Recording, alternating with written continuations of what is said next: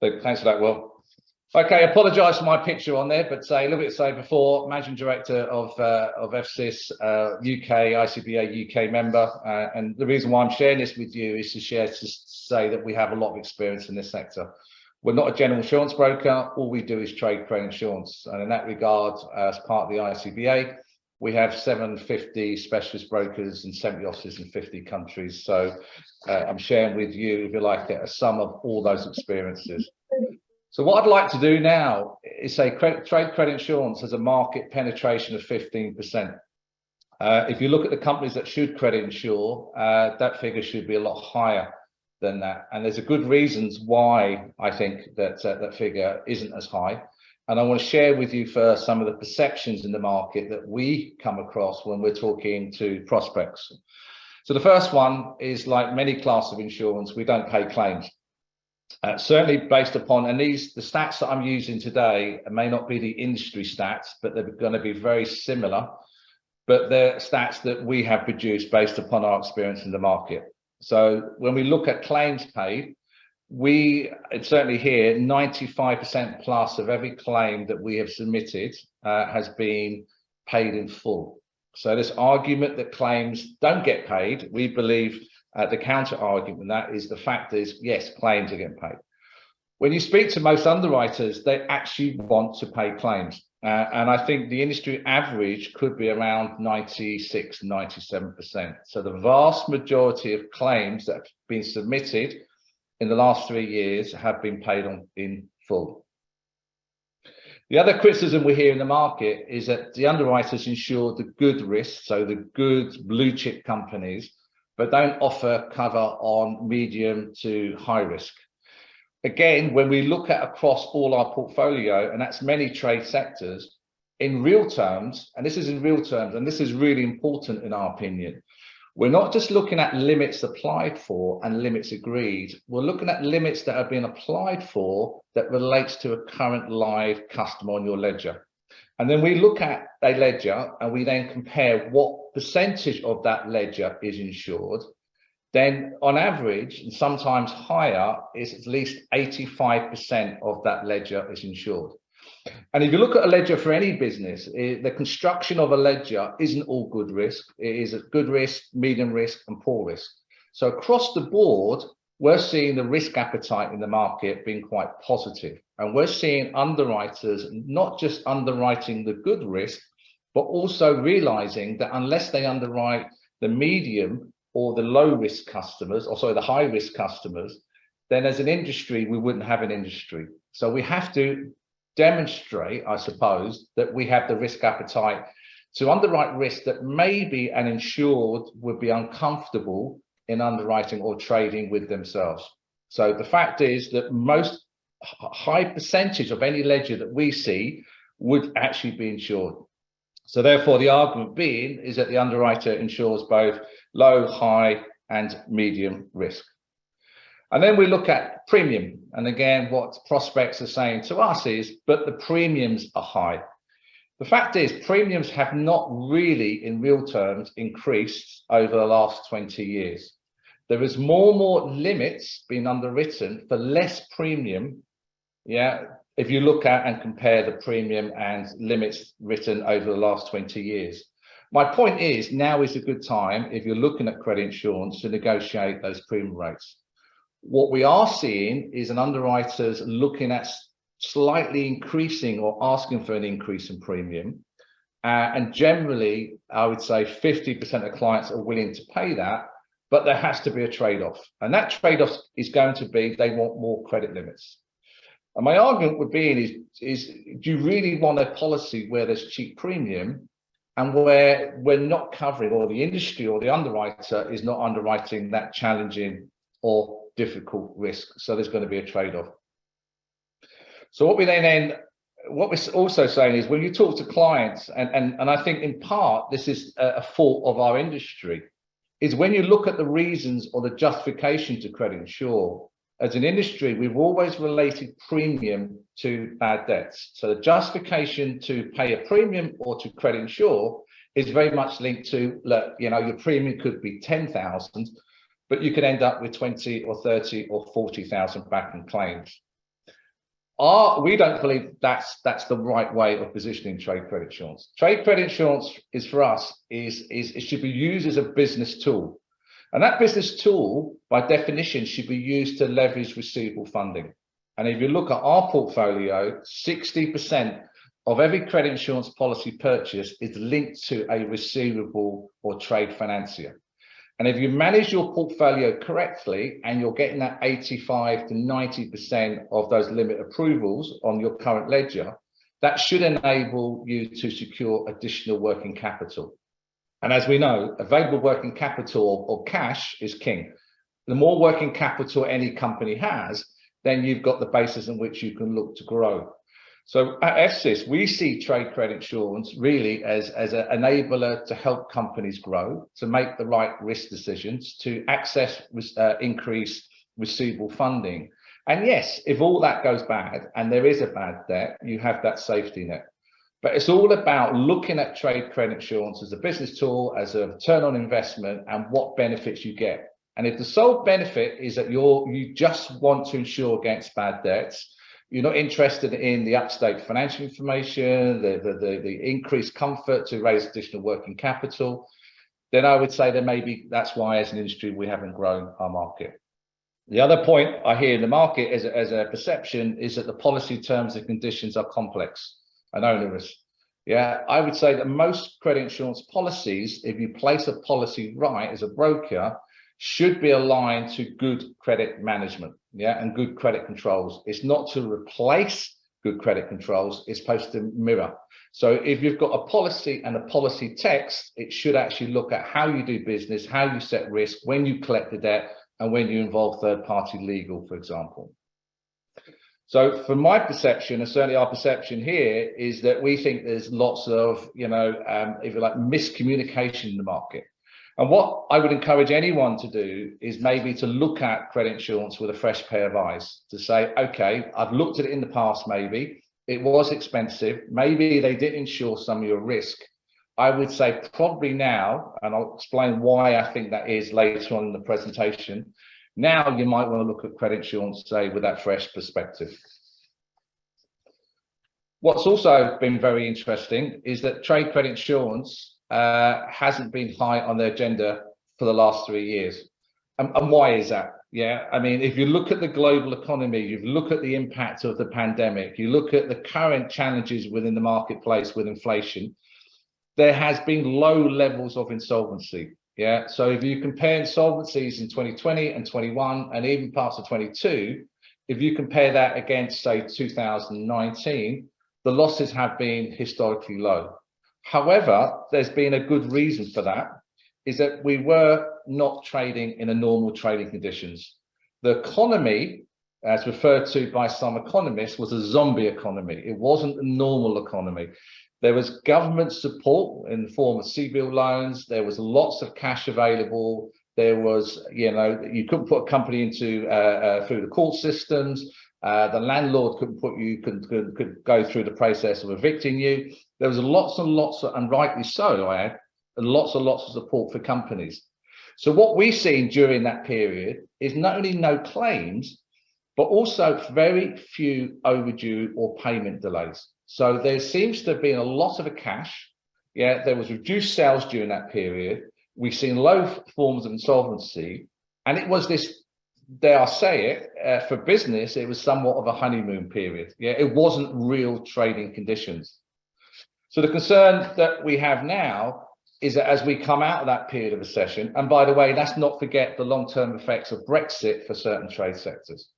So what we're now beginning to establish is what I would call the normal trading environment. So what does that look like? Well, I think we're going to see some challenges, which we'll come on to in a few moments.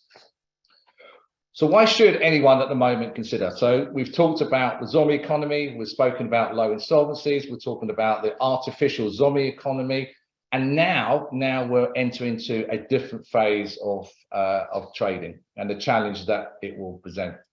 So in our opinion, why should you now look at credit insurance and why credit insurance is quite important? I think what we're looking at is we're looking at a different dynamics within business. We're looking at a less reliant upon looking at financial information that could be up to 18 months old. It's about really identifying at individual debtor level what risk you are taking. And when I sit down with some clients and prospects and I say, well, why have you justified £1 million credit line with this customer? Because I've looked at the financials. And some of the comments I get back are, well, I've traded with them for years. Yeah, they've always paid me on time. We're of the opinion now that any good credit control department, any good business should really start to identify where the risk sits within their ledger. And when we look at that risk in the context of credit insurance, it's about using not just historic financial information, but it's also looking at information that's current. And I mean payment delays, payment defaults, management information. I don't think that we can look at and make a real risk decision based upon a set of financials that could be 18 months old. So the first thing that I would encourage any company to do, whether you credit insure or not, and I'm sure many of you do, is to really have an understanding where the risk actually sits in your ledger. Who those customers are not likely to pay. Who are those customers, if there's a payment delay, that your collection stance will take a different approach? Which of your customers are good risk? And that's important here, and I have to remind myself sometimes.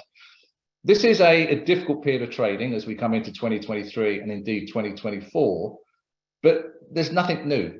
If you look through history, there's always been periods of challenging trading. But what I'm saying is I'm encouraging companies to really identify at a debtor level what risks you're taking. Maybe even align the risk for that debtor to collection stance and profit margins and so forth. So I'm now encouraging companies to be a little bit more detailed, I suppose, in looking at, say, individual debtor risk. Right, so the big thing which we've spoken about, and a big driver, I think, for 2023-24 is available working capital, and how you utilize that working capital to enable increased sales, increased profit, increased shareholder value. And I think a well-run trade credit insurance policy in working in harmony with a funder, I think should, and in our experience, has unlocked additional working capital to facilitate growth. So the first two, point one and point two, we've not even mentioned about protection against bad debts. I'm not even going to go through the impact of a bad debt. I'm trying to create an environment where we're looking at trade credit insurance in a different way. And in that regard, if you look at all the numbers and you look at additional sales, additional working capital, additional growth, I would encourage anyone to maybe consider trade credit insurance as a return on investment. So when you look at your premium is an investment. And what we're saying is, can we get more working capital? Can we get increased cover? Can we maximize growth? Can we get more profit? And can we satisfy our shareholders? And if we do all that right, then in my opinion, and there's a formula that we've got here that we can calculate potentially what that return on investment would be for your business.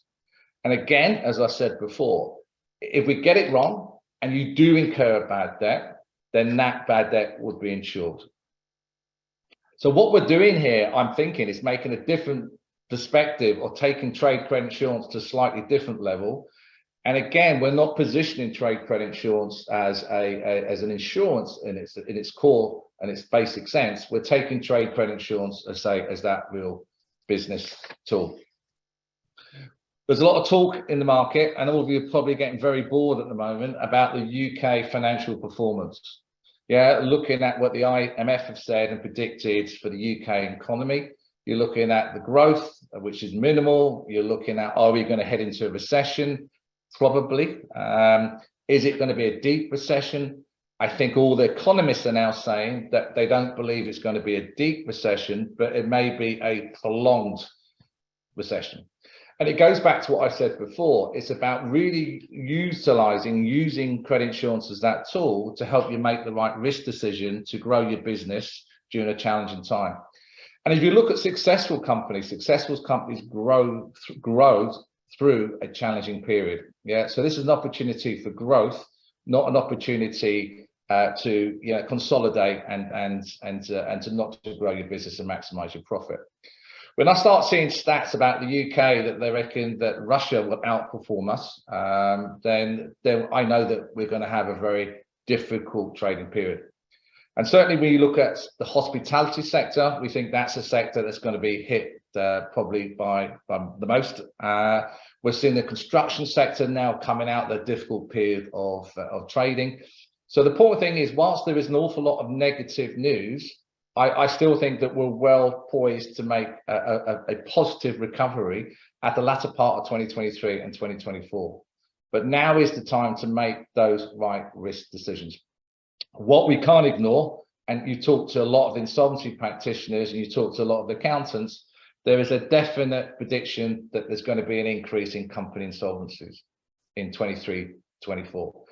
And that's right, there is going to be an increase because the zombie economy in 2020 and 21, even 20 parts of 22, we know that the insolvencies were low, and we know why company insolvencies were low.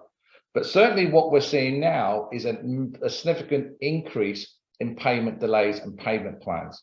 And if we look through history and you look at the last 2 recessions, we've always seen the similar trends. We're seeing this trend of payments become a little bit slower, need for payment plans, and then that subsequently equals increase in insolvencies. So we're pretty confident we will see a more challenging trading conditions, and we'll see an increase in company insolvencies.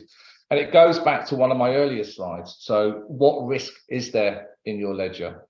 What risk can you mitigate against? What risk is a good risk and therefore you should increase sales? What's the quality overall of your ledger should you be able to raise additional working capital?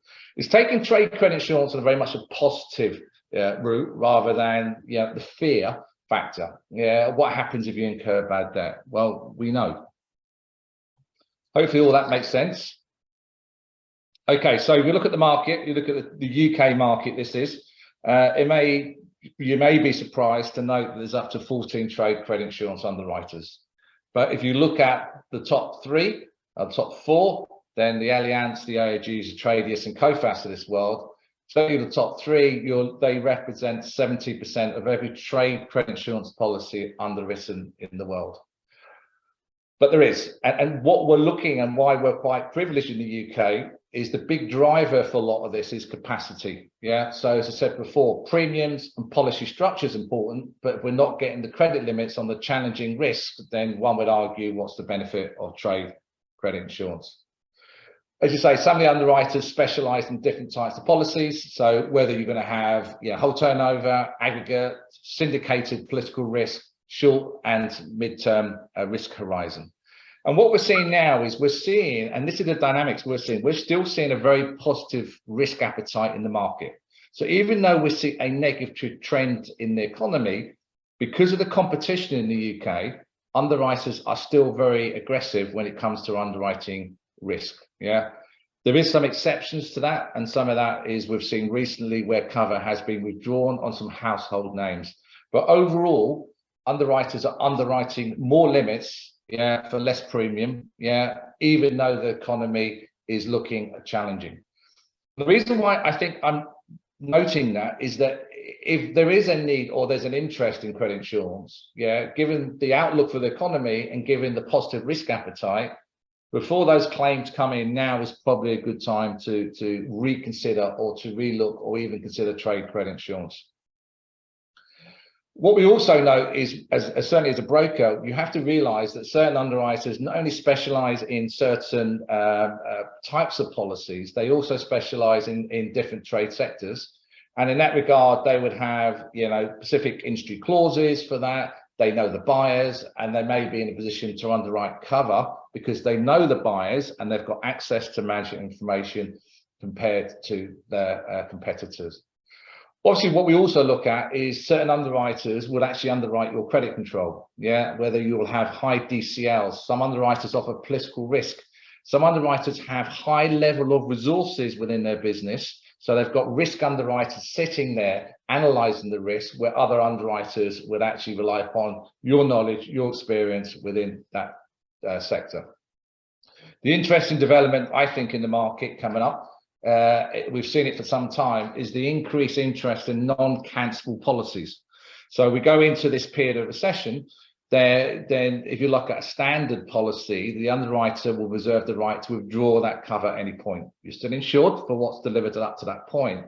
But because of the uncertainty, I would encourage companies maybe to look at non-cancelable cover in more detail than maybe they would have looked at in the past.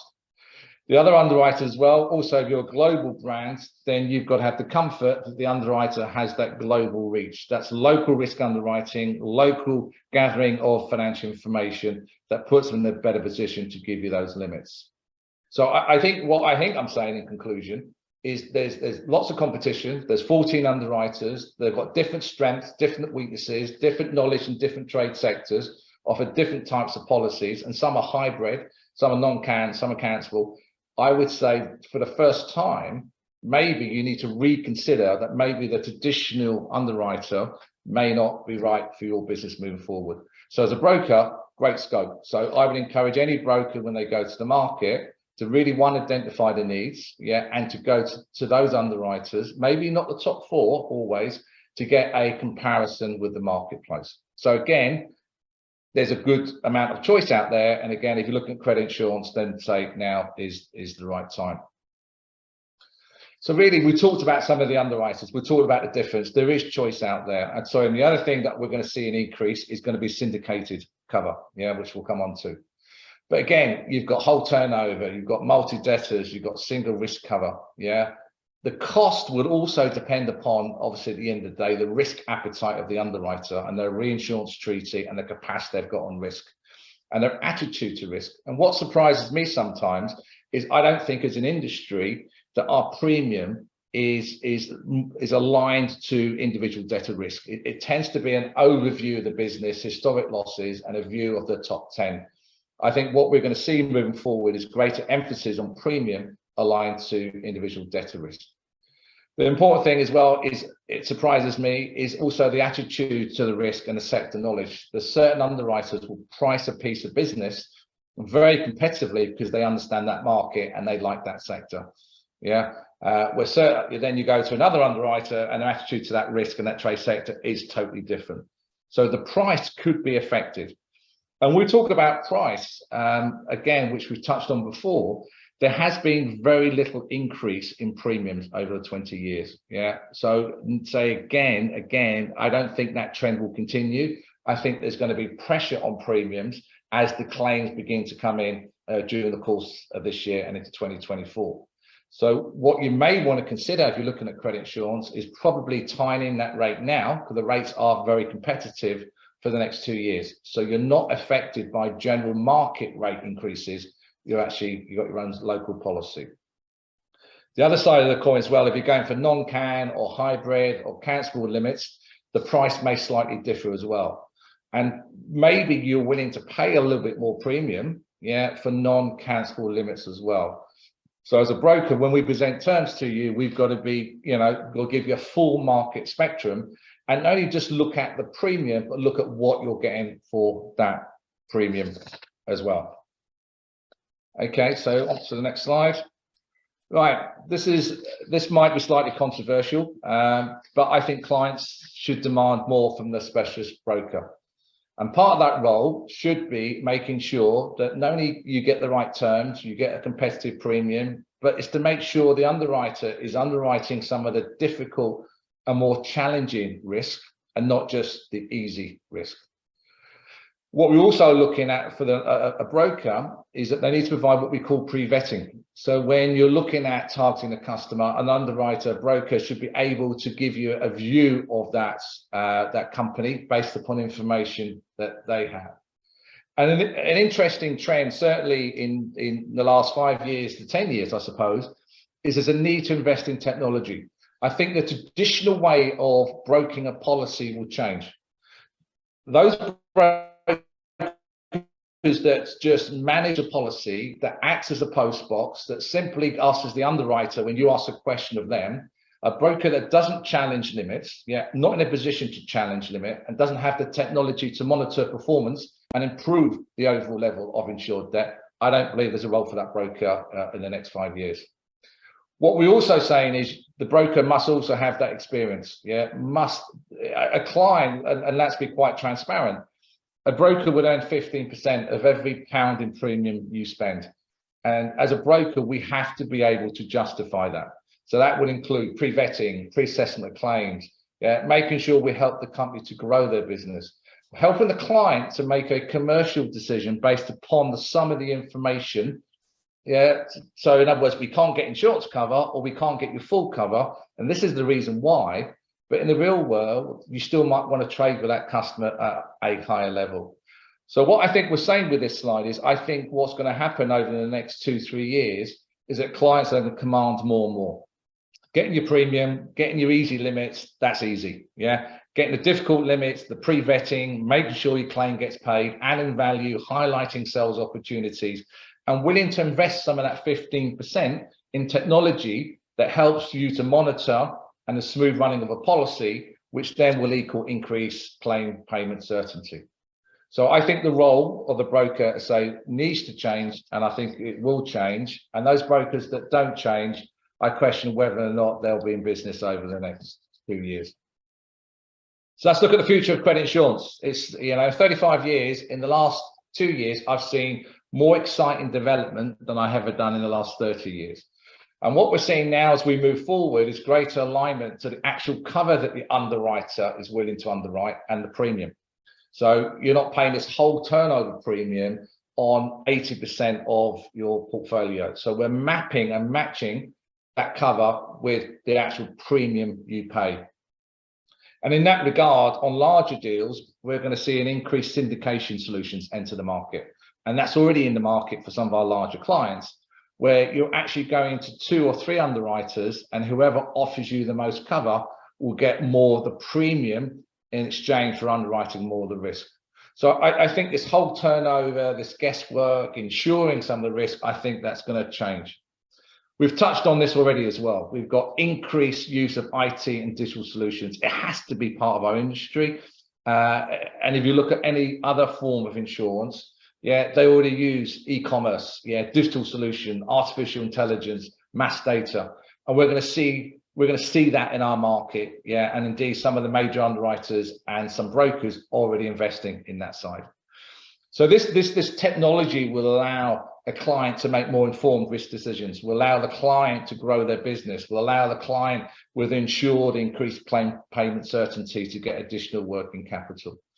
We've also touched on repositioning trade credit insurance. I think over the next 3-4 years, increasingly companies will see credit insurance as a return on investment. So this is my premium. How much extra turnover, extra profit, extra shareholder value will I get from that? What we have seen in our market, and that will continue, is increased broker consolidation. There's going to be fewer and fewer specialist brokers in the market, and therefore less choice for clients. What we're still seeing, even though there's 14 underwriters, we're seeing new underwriter capacity enter the market. And I think that's going to be the key. The key is going to be capacity. New limits, new capacity on challenging limits, I think is going to be the driving force and the focus in the next couple of years. Also, I believe that with technology, with better broking, with more competition, I think there's going to be increased claim payment certainty. I think we're going to get to the stage by using IT alongside credit insurance and funding, you're pretty much going to guarantee, without using the word guarantee, that claim payment. And that then will take credit insurance to a totally different level as an enabler for growth, as an enabler for working capital. Already claims acceptance is high, but I think we're going to start moving more towards, if you buy credit insurance and you use this technology, then there's a 99.9% certainty that your claim will get paid. And that blends it more into e-commerce solutions for volume transactions, digital solutions, and so forth. So I think for the first time, I'm actually quite excited about the trade credit industry. I think there's more development. The other thing I think we're going to see a lot more is the use of debtor risk scorecards. And not just for the large corporates, not for the volume credit limits like the builders merchant side, but also for the SME side. So I think we've access to information, access to technology, with support from the broker, support from the underwriters. I think we're going to move more towards a more of a defined and proven tangible benefit solution over the next 2 years. And in that regard as well, we're seeing more development on top-up cover, more focus on 2-year deals, even 3-year deals coming to the market as well. Okay, so we've touched on already, is important of artificial intelligence. It's going to touch, virtually every sector in the market. It's going to touch trade credit insurance. But certainly we already use artificial intelligence here, and we're quite excited about the future development. And what this allows us to do is to use and help our clients to make more informed risk decisions, debtor risk decisions using mass data and machine learning. So I think a really important part, of what hopefully will come across today is that trade credit insurance has been around for over 110 years. I think the next 5 years is going to be the most exciting development within trade credit insurance because of various reasons, which hopefully I described. So if you've got a policy, or you've looked at credit insurance, or you're looking to grow your business, or you're looking to raise additional working capital, as I said before, I would encourage you to take a fresh look at trade credit insurance now, because I think it's moved on and it will continue to move on in a really exciting direction over the next 5 or 10 years. And let's not forget, when I talk about return on investment, what's also important is competitive premiums. So it's not just paying a high premium for high cover or low cover, it's paying the right premium for the right risk that the underwriter is willing to underwrite. And some of that risk has to be risk that you as a credit control manager or as a business is not willing to take yourself, but with the comfort and the claim payment certainty and the use of technology, it gives you that extra comfort to, one, raise the working capital to support that growth, and to make that risk decision to grow that business.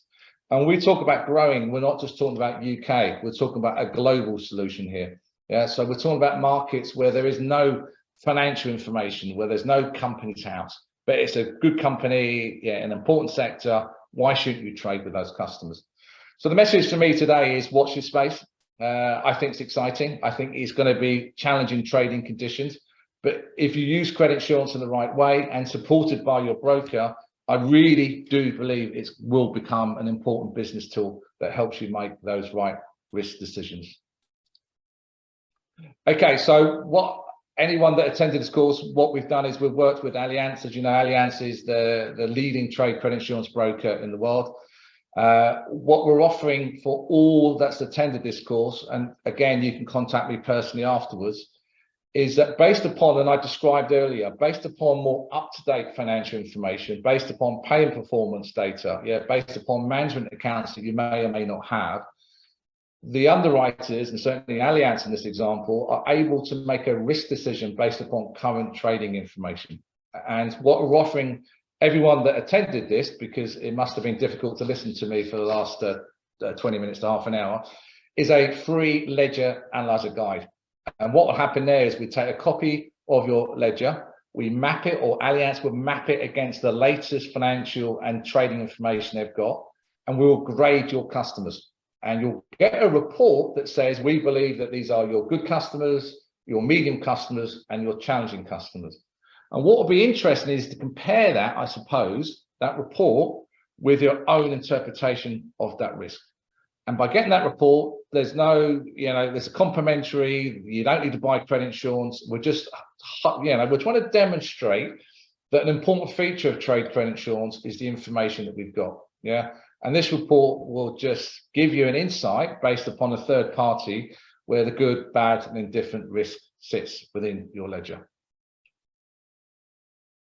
So anyone's interested in that, or anyone's got any questions following this, you can personally contact me. I'd like to thank you for your time. I know it's lunchtime, and hopefully you've got a better understanding of where I think trade credit insurance is going to go the next couple of years.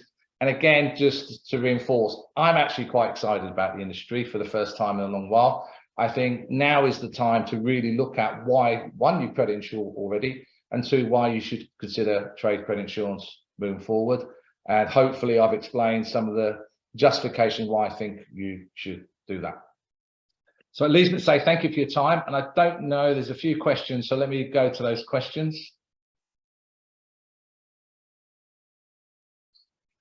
Right, the first question, what part of the hospital sector will be impacted and why? Certainly, I'm talking from our experience. I think it's going to be the restaurants, it's going to be the pubs, it's going to be the distribution chain.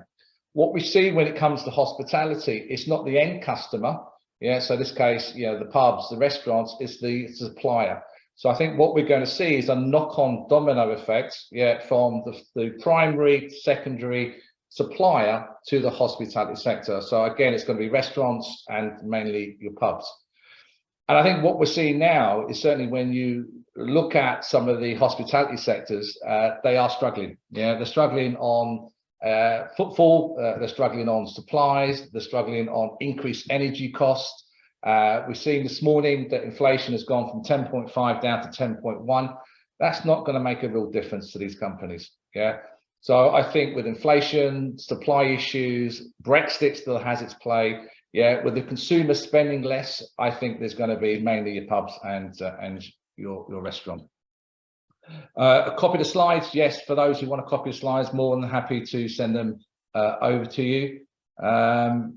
Hospitality sector, do you feel that companies understand the credit policies as a safety net better than before? I don't know is that the question. It certainly, it depends on the company. When I go into clients and I go into big corporates, household names down to the SME, it does sometimes surprise me that some of the modern ways of looking at risk assessments are not part and parcel of the business. I think, so I would say I'm hopeful they've got a better understanding, but I certainly my experience is that is not always the case.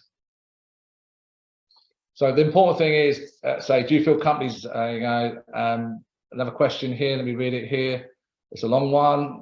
Not all insurers are the same. The philosophies can be very different. Finding the right broker insurer can lead to a very fruitful relationship. Will also allow a company a much higher level of comfort than insurance support. Historically, bad debt has all been about, and let's get this, predicting payment performance, duration over time. Now, a company will pay today and they may go bust tomorrow. And I think that's probably the message as well, is I would encourage you, don't look at those customers that have paid you on time in 2020, 21, and even past of 2022. I think what we're going to see is now is an increased companies who stop may not be paying you because of cash flow constraints, bad debts themselves, and so forth. I'm hoping, unless there's any more questions, I'm hoping what I'm trying to come across is importance of identifying the risk in your ledger. You've got an opportunity to have a complimentary ledger health check, to one of the better description. I would encourage anyone to use that. Again, there's no cost for that. Again, that's based upon up-to-date financial information and management information, payment performance data. What we're saying now is, as we go into 2023, we don't think it's going to be a deep recession, but it's going to be a prolonged recession. So I would encourage anyone to maybe have a relook at their ledger, identifying where their risk is, and maybe even consider credit insurance. But again, even though credit insurance is there to protect against a bad debt, credit insurance, in my humble opinion, is about enabling growth, global growth, if we use it right. In my opinion, trade credit insurance should be about claim payment certainty or payment certainty. Credit insurance should be seen as a real business tool for return on investment. So the premium, my extra sales growth, protection against bad debts, how can I raise additional working capital? So what I would say, and I endorse a lot of these questions here, the market's moved on, the role of the brokers moved on, there's more capacity in the market. There has never been a better time to relook at your trade credit insurance policy, to consider trade credit insurance, or if nothing else that comes out of this presentation is to identify, based upon current information, what trading risk at a debtor level your business is taking, and how can you mitigate. And maybe credit insurance isn't that mitigation tool. Maybe there's other tools, other ways, but at least start by identifying where the risk sits in your ledger. And what we're offering today is that complementary risk analysis with Allianz. So if nothing else you get from this is, I hate credit insurance, I don't want credit insurance, but I'd like to identify the risk, I would encourage you to take up that offer. I think there's one new question. Just bear with me. Just a thank you, Andy. Okay, so unless there's any more questions, again, it leaves me to say thank you very much. I know trade credit insurance isn't the most exciting topic out there. Anyone's got any questions, anyone wants a second opinion, anyone wants to take up this offer of this complementary risk sales ledger, anyone just has a question or wants a conversation, please personally feel free to contact me. So thank you all.